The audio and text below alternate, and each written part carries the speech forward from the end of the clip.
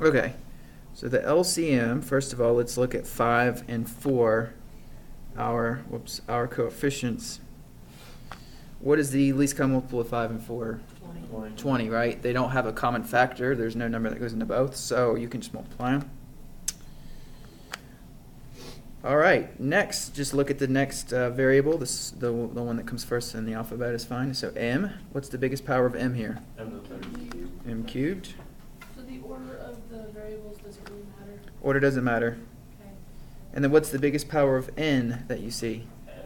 N, right? Because there's no n there. So it's that simple. I don't think it's a hard lesson. So go ahead and fill in the LCM for these. Now that before I finish, I noticed that a lot of these can be simplified. So I think for this worksheet, we're just going to find the LCM. I'll come up with a worksheet to where there's some on there that can't be simplified. Most of the time, you can't simplify a fraction. I'm not sure why it came out that way. But this one, we'll just focus on LCM, so don't worry about the tops. I know those can be simplified, and you actually should simplify them. But just for the sake of this worksheet, let's just focus on the LCM at the bottom. For example, you could cancel these m's out, okay? But again, we're just going to focus on LCM today.